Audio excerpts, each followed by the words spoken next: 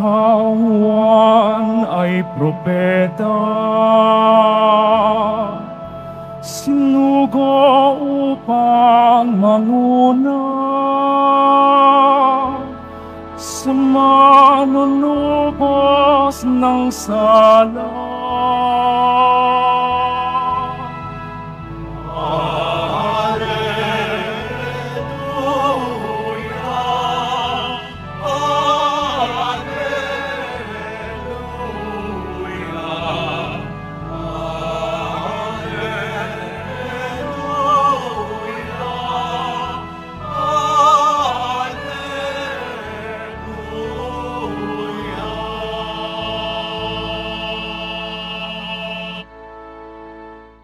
Sumainyo ang Panginoon at sumaiyo rin. Ang mabuting balita ng Panginoon ayon kay San Lucas. Papuri sa iyo, Panginoon. Dumating ang oras ng panganganak ni Elizabeth at nagluwal siya ng isang sanggol na lalaki. Nabalitaan ng kaniyang mga kapitbahay at mga kamag-anak na siya'y pinagpala ng Panginoon at nakigalak sila sa kaniya. Nang ikawalong araw, dumalo sila sa pagtutuli ng sanggol. Sakarias sana ang ipangangalan sa kaniya, gaya ng kaniyang ama. Ngunit sinabi ng kaniyang ina, hindi, Juan ang ipangangalan sa kaniya. Subalit wala isa man sa inyong mga kamag-anak ang may ganiyang pangalan, wika nila. Kaya't hinudyatan nila ang kaniyang ama at tinanong kung ano ang ibig niyang itawag sa sanggol. Humingi siya ng masusulatan at sumulat ng ganito, Juan ang kaniyang pangalan, at namangha silang lahat. Pagdakay, nakapagsalita siya at nagpuri sa Diyos. Natakot ang lahat ng kanilang kapitbahay. Ano pat naging usap-usapan sa buong kaburulan ng Judea ang mga bagay na ito. Pinakaisip-isip ito ng lahat ng nakaalam at ng kanilang tanong, magiging ano kaya ang batang ito? Sapagkat maliwanag na sumasa kaniya ang Panginoon. Lumaki ang bata at naging malakas ang kaniyang espiritu.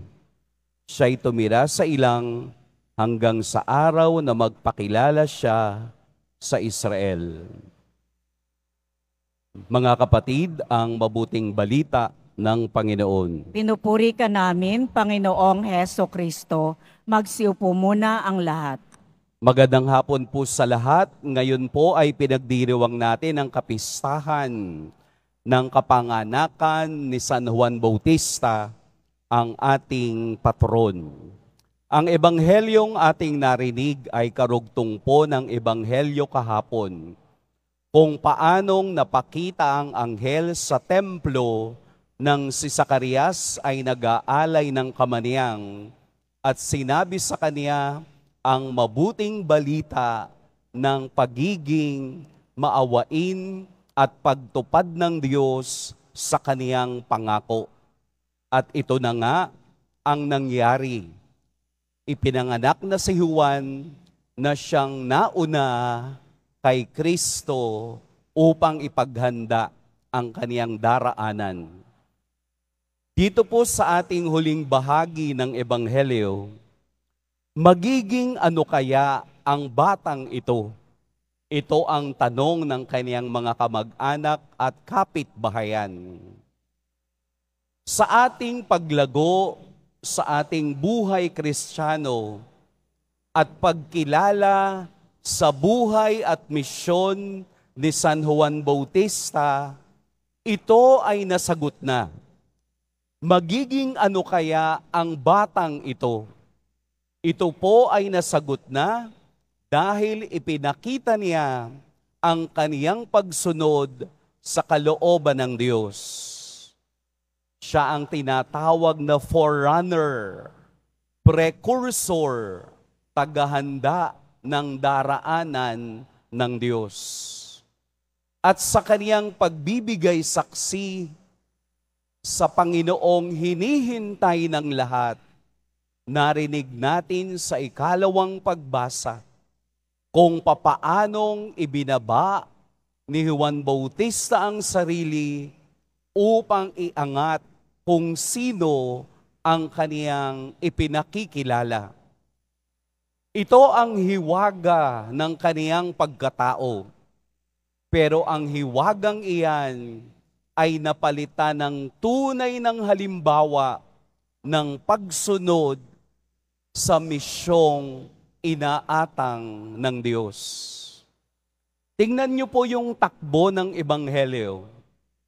Kahapon, sa bisperas, ang Ebanghelyo ay nakatutok lamang sa 3 tao. Si Zacarias, si Elizabeth, at si Juan. Ngayon po, makikita ninyo sa unang bahagi, nabalitaan ng kaniyang mga kapitbahay at kamag-anak na siya'y pinagpala ng Panginoon at nakigalak sila sa kaniya.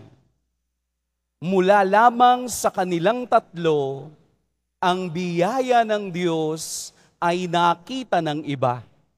Ang pagbibiyaya ng Diyos, ang pangako ng Diyos ay nakita at naranasan din ng iba.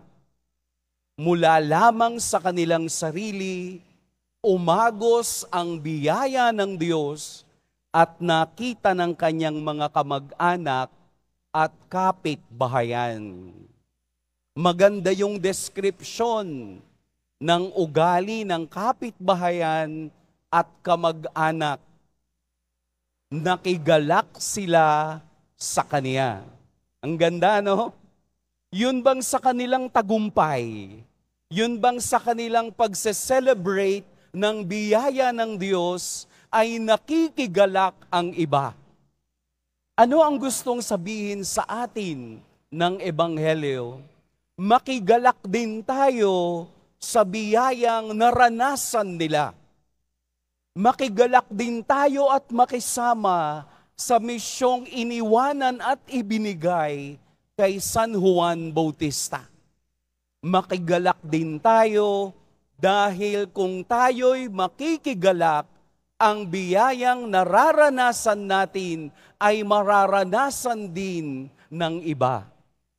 At kung ikaw ay nakikigalak, walang hadlang at walang pwesto ang inggit ng tao.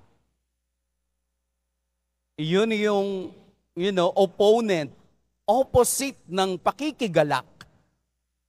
Yung makikiisa upang maramdaman mo din ang biyaya ng Diyos. Kung ang ibang tao nagkaroon ng kotse, makigalak ka din. Huwag mo nang sasabing, ang pangit naman ng kulay. Ikaw nga walang kotse, pero siya meron. Di ba ganun ang inggit sa tao? Hahanap at hahanap ng butas para lamang sabihin ang mali ng iba. Ayaw makigalak, ayaw makisaya, palaging inggit, kaya ayaw umagos ang biyaya ng Diyos. Dahil sa tema ng pag-ibig at pagbibiyaya ng Diyos, sa ating panahon, aagos din ang biyaya ayon sa panahon at oras ng Diyos.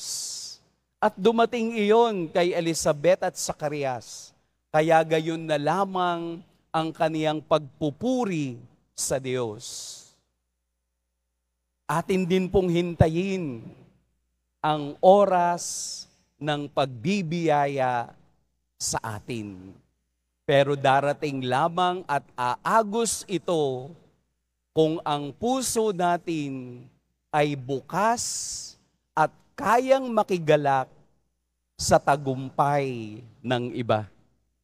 Pumalakpak po tayo sa tagumpay ng iba. Makingiti tayo sa tagumpay ng iba. Huwag mong simangutan ang tagumpay ng iba, sapagkat napakahirap pumasok ng biyaya sa puso ng tao kapag laging mayroong galit at laging may inggit.